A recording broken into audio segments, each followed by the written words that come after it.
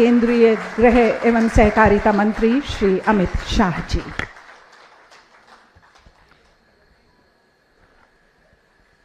आज के इस कार्यक्रम में मेरे साथ मंच पर उपस्थित दिल्ली सरकार की लोकप्रिय मुख्यमंत्री बहन रेखा गुप्ता जी, श्रीमान प्रवेश साहिब सिंह वर्मा जी,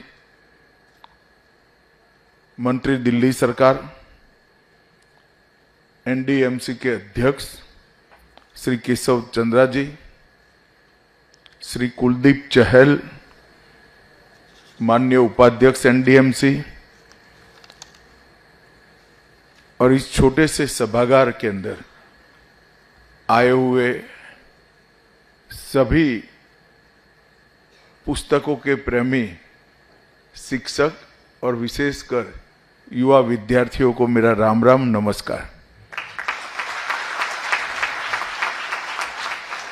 मित्रों, आज दिल्ली के लिए बहुत महत्वपूर्ण दिन है। आज यहां पर महान स्वतंत्रता सेनानी, चिंतक और अनेक भीम का एक कार्य को समाप्त करने वाले देश के महान नेता लोकनायक जयप्रकाश नारायण के नाम से यहां पर एक पुस्तकालय की शुरुआत हो रही है। एक बहुत बड़े विचारक ने कहा है कि देश का भविष्य कैसा है, इसका आकलन करना है तो देश की कृषि कितनी समृद्ध है इससे नहीं हो सकता। देश के बाजारों में कितनी भीड़ है इससे नहीं हो सकता। देश में कितने उद्योग लगे हैं इससे भी नहीं हो सकता। देश की लाइब्रेरी में कितनी भीड़ है और युवा है या नहीं है इस पर से हो सकता।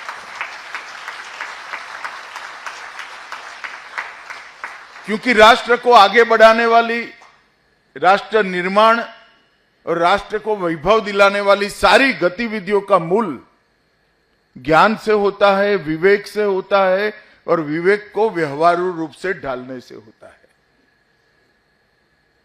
और वो ज्ञान केवल और केवल पुस्तकालय ही दे सकता है। मैं हमारी युवा पीढ़ी को अपील करना चाहता हूं कि एक बार पुस्तकालय के साथ जुड़ जाइए। आपके व्यक्तित्व में देखते देखते देखते अद्भुत निखार आ जाएगा, आपको मालूम भी नहीं पड़ेगा। और मैं मेरे स्वयं के अनुभव के आधार पर कह रहा हूं। मैं एक छोटे कस्बे के अंदर पैदा हुआ था। मेरा बचपन छोटे कस्बे में गया है, मगर मेरे कस्बे में एक समृद्ध पुस्तकालय था। और मेरा सौभाग्य है कि मेरा बचपन वो कस्बे में गया, क्योंकि मैं वो पुस्तकालय से जुड़ा। वो पुस्तकालय ने मेरे जीवन में देखते देखते देखते अद्भुत परिवर्तन ला दिया। जब छोटा सा बच्चा था तब अलाउद्दीन का जादुई चिराग, अली बाबा 40 चोर, सिंदबाद की सफर पढ़ता था। वो पढ़ते पढ़ते मेरी यात्रा कब वेद और उपनिषद तक पहुंच गई मुझे भी मालूम नहीं पड़ा, और चिंतन की प्रक्रिया शुरू। ऊपर एक सुंदर वाक्य लिखा है, बोलने के पहले सोचना चाहिए, क्योंकि शब्द कभी वापस नहीं आते हैं। कोई भी वाक्य बोलना है तो उसके पहले सोचना चाहिए, और सोचने के पहले पढ़ना चाहिए कि क्या सोचना है, और वो पुस्तकालय ही करा सकता है। बहुत सुंदर सुभाषित, संस्कृत सुभाषित का हिंदी अनुवाद ऊपर मैंने पुस्तकालय में देखा है। आज जब मैं इसके उद्घाटन में आया हूं तब मैंने मेरी कॉन्स्टिट्यूएंसी में एक छोटा सा प्रयोग किया है। मेरी कॉन्स्टिट्यूएंसी में हर गांव में मैंने पुस्तकालय खोला है। अब आप सोचोगे कि हर गांव में पुस्तकालय कैसे हो सकता है, मगर एक छोटा सा पुस्तकालय है जिनके अंदर 3-4 हजार पुस्तकें हैं। मगर वो पुस्तकालय को मैंने 1.25 लाख पुस्तक जिसमें है वो पुस्तकालय के साथ लिंक करा है, और 4 मोबाइल वान वो गांव का पुस्तकों की दुनिया में गोता लगाने वाला बच्चा वो पुस्तकालय में जो पुस्तक का नाम लिख देता है, वो हर शुक्रवार को उसको वही गांव में ही डिलीवरी हो जाती है। हमने हर पुस्तकालय को स्कूलों के साथ जोड़ने का प्रयास किया है। यहां पर भी जो ग्रंथपाल होंगे उसका मेरा आग्रह है कि दिल्ली की आसपास की 10 विधानसभाओं के सारे विद्यालय में आप संपर्क करिए, वहां के युवाओं को इसके साथ जोड़िए और उनको यहां आने की एक बार आदत डाल दीजिए। बाकी का काम तो पुस्तक खुद कर देगा। एक बार युवा पढ़ने की आदत बना लेता है तो अच्छे बुरे का निर्णय वो स्वयं कर लेगा, हमें कुछ करने की जरूरत नहीं पड़ती है। पुस्तकालय हमारी रुचि के अनुरूप अगाध ज्ञान सागर में गोता लगाने का मौका भी देते हैं और सागर के नीचे पड़े मोती और रत्नों को चुनकर ऊपर लाने का साहस भी देता है। और ज्ञान सागर के गोते से निकले हुए मोती और रत्न ही व्यक्तित्व को बढ़ाते हैं, देश को आगे बढ़ाते हैं, देश को समृद्ध और आत्मनिर्भर बनाते हैं, देश को संस्कृत बनाते हैं, शिक्षित बनाते हैं और सुरक्षित बनाते हैं। पुस्तकालय का कम से कम मेरे जीवन में तो बहुत बड़ा योगदान है। मैं युवाओं को निश्चित कहना चाहूंगा कि हम जो सोचते हैं, आपकी एक अवस्था होती है, उस अवस्था में जो सोचते हैं इसको संचित किए हुए ज्ञान से समृद्ध करिए। यहां जो व्यवहारू लोगों ने अनेक पुस्तक लिखे हैं, वो ज्ञान को और विवेक को व्यवहार से अनुभव सिद्ध कर लीजिए और फिर सोचकर देखिए, आप में बहुत बड़ा बदलाव आप प्राप्त करेंगे। और ग्रंथपाल जी से मेरा आग्रह है कि इस पुस्तकालय को आसपास के सभी विद्यालयों के साथ जोड़ना चाहिए। और मेरा दिल्ली सरकार से भी आग्रह है कि जितने पुस्तकालय दिल्ली सरकार में हैं, वो सभी को एक दूसरे के साथ लिंक करिए और स्कूलों को इसके साथ जोड़ने के लिए एक योजना बनाइए। ढेर सारे ऐसे लोग मिल जाएंगे जो एक काम में अपना योगदान देना चाहते होंगे। एक बार हम कार्य योजना बनाएं और कार्य योजना से पुस्तक प्रेमियों को जोड़ने का प्रयास करें। मैं आज निश्चिंत रूप से कह सकता हूं, यहां केशव जी ने दिनकर जी का नाम लिया है, मैं निश्चित रूप से कह सकता हूं, जब तक आप दिनकर जी को नहीं पढ़ते हैं, इस देश को नहीं जान सकते हैं। इस देश को जानना है तो दिनकर जी को पढ़ना चाहिए।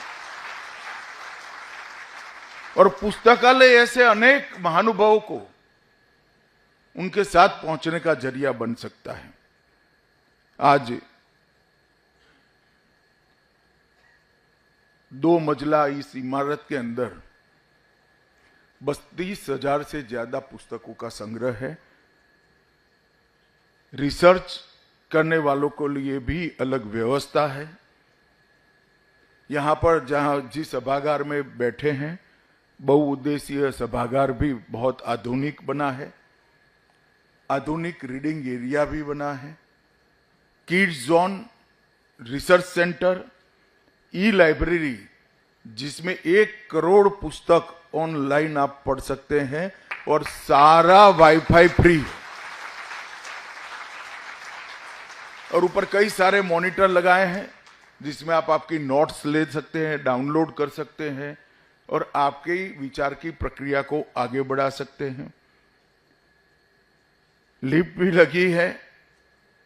RFID एक अत्याधुनिक, जो लोग पुस्तकालय से जुड़े होंगे उनको मालूम होगा कि ग्रंथागार के व्यवस्थापन के लिए एक बहुत सुंदर सॉफ्टवेयर बना है।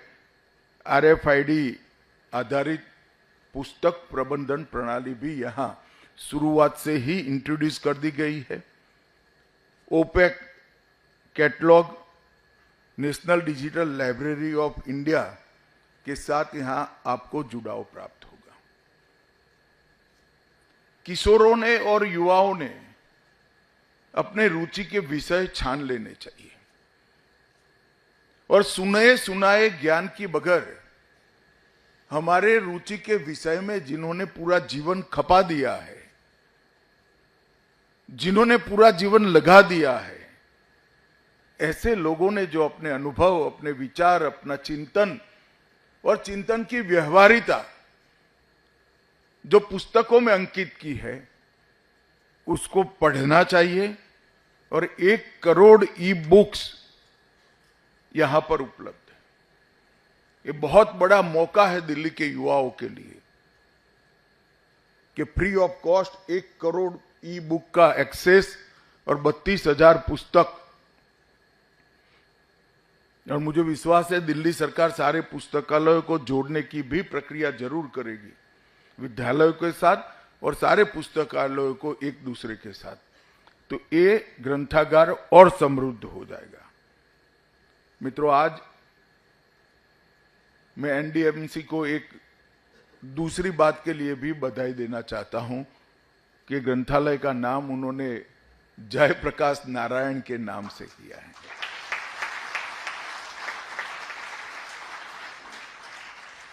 जेपी एक ऐसे व्यक्ति रहे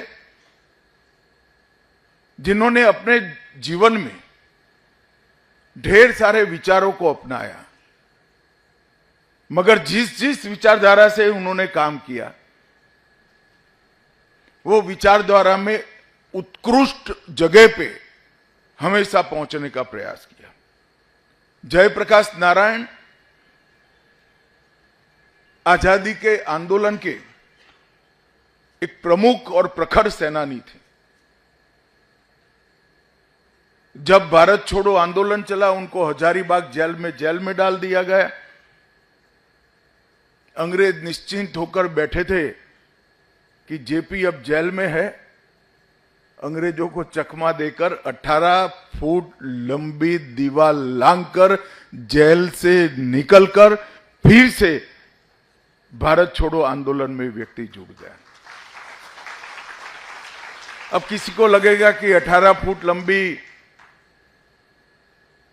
दीवार लांघना कौन सी बड़ी बात है, मगर उस वक्त जेल की दीवार लांघने की सजा 303 की गोली से शूट कर दिया जाता था।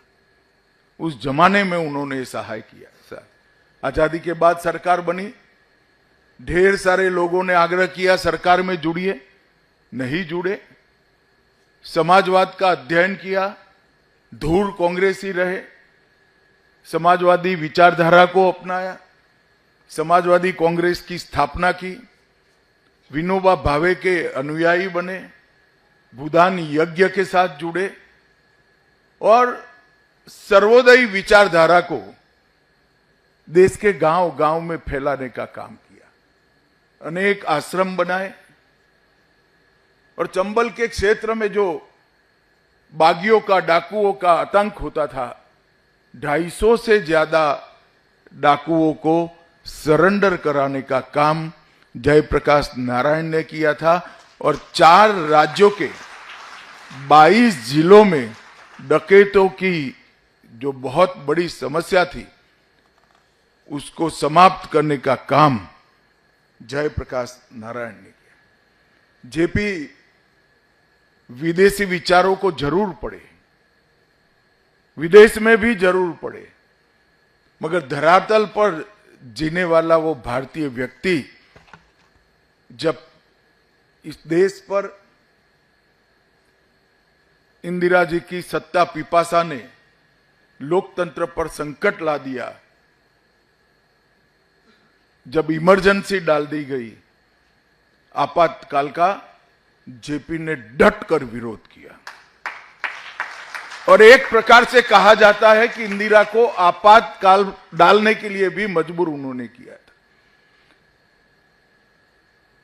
बिहार और गुजरात में छात्र आंदोलन का नेतृत्व किया और जब इलाहाबाद हाईकोर्ट का फैसला आया, उन्होंने पूरे देश में आह्वान दिया संपूर्ण क्रांति का बिहार के गांधी मैदान के अंदर, और इंदिरा गांधी जी का विश्वास डिग गया। इन्होंने इमरजेंसी डाली।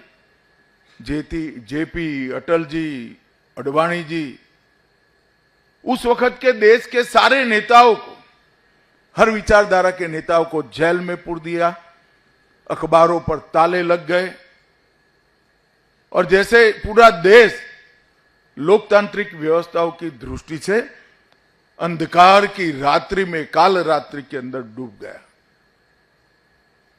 तब दिनकर जी ने एक वाक्य कहा था, अंधेरे में एक प्रकाश, जय प्रकाश, जय प्रकाश।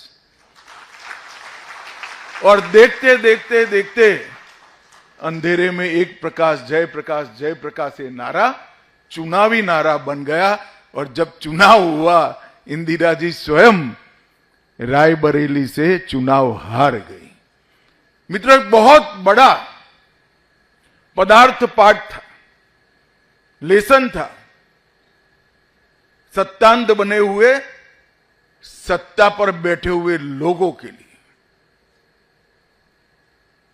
सत्ता पर सजग होकर बैठा जाता है, सत्तांध बनकर नहीं बैठा सकता, अंधे होकर नहीं बैठा। सत्ता कई बार व्यक्ति की आंखों के सामने अंधापा ला देती है। अगर ऐसा होता है तो जनता इसका हिसाब बरोबर कर देती है। इसका उदाहरण जयप्रकाश नारायण ने इस देश के अंदर सेट किया, और पहली बार देश में नॉन कांग्रेसी सरकार बनी। मोरारजी देसाई इसके प्रधानमंत्री बने, और जेपी अपने पूरे जीवन काल में अनेक पड़ाव पसार करते करते अंतिम पड़ाव में भी देश के लोकतंत्र की रक्षा करने में सफल रहे हैं। मैंने जेपी को एक ही बार सुना है, अहमदाबाद के फुटबॉल ग्राउंड में उनकी सभा थी। हम हमारे गांव से गए थे, मैं छोटा सा बच्चा था, बीमार हो चुके थे, कुर्सी पर बैठकर बोलते थे, मगर मैं आज भी उनकी ओजस्वी वाणी को भूल नहीं सकता। उनका एक वाक्य था, देश प्रधानमंत्री से नहीं बनता है, देश करोड़ों भारतीयों से बनता है, और प्रधानमंत्री करोड़ों भारतीय तय करते हैं। और ये वाक्य ने पूरे देश में एक चेतना जागृत की थी और परिवर्तन हुआ था। मित्रों, आज फिर से एक बार एनडीएमसी के अध्यक्ष श्री केशव जी को, भाई कुलजीत को मैं बहुत बहुत साधुवाद देना चाहता हूं, क्योंकि इन्होंने पूरा सोच विचार कर एक पूर्ण पुस्तकालय की परिकल्पना की है।